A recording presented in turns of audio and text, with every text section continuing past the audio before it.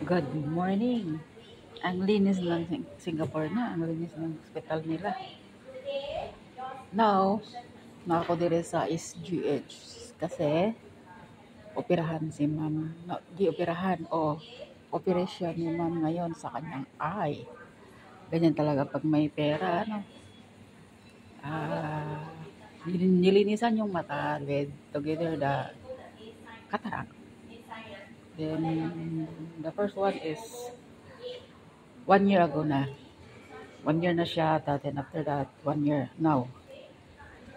So, ako ang nag-take care kay madam. Pag nagpapacheck up kami, dyan kami, information. I mean, ang information is katong entrance, tapos yan, yung inaano yung kuan, yung number. Tapos yung mga ward. Room. Sorry, room. Yan. Tapos, pwede ka dumaan dito, pero nag-relief kami. I mean, yung kwarto bang magdagandagan. So, karon na ako dire nagbuwat ko kay ma'am, kay laki ng TV oh.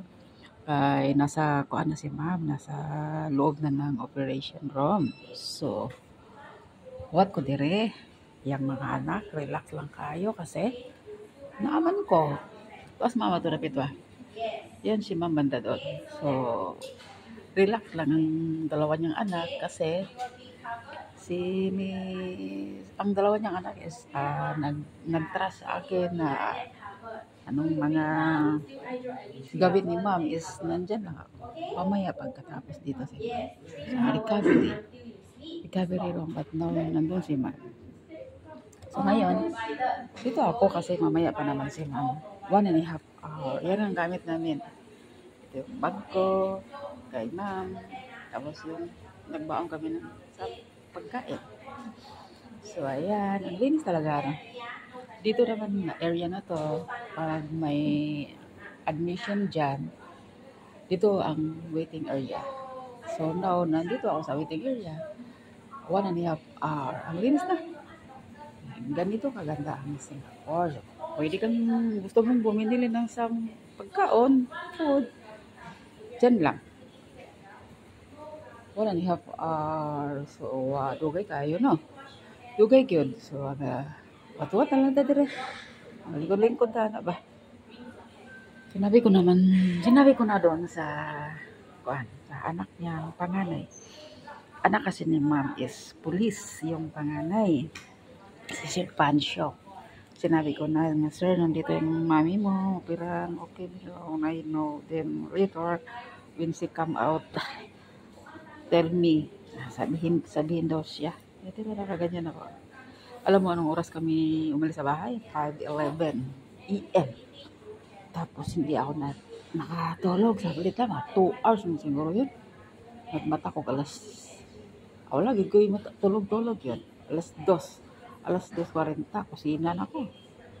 Kasi baka paggising, makatulog ta ba? Kaya, ayun. Inunahan ko na, siyempre. Unahan natin sa employer na. Hindi tayo magpatamad-tamad, no? So, 2:30 to 40 na napos ko. Kusina, naligo, din sabay pakulo, tubig, din kaon ko tag bread. Alas 5, good nga ako. Nagpagising pa si ma'am o 4:45. So, kailangan talaga maaga, no? So, ayan. Waiting na ako kay boss dito, no? Ganyan lang tayo. Ganyan ang buhay natin. Simula pa ito sa asawa ni ma'am. Tapos ngayon, na kay ma'am na. Kasi si sir, wala na si sir. Almost 7 years or 8 years na nawala si sir. Kasi pandemic yun eh. So, ayan. Kaya ganito tayo. Kay ma'am tayo, no? So, ganito na lang. Mamaya ulit. Thank you and God bless.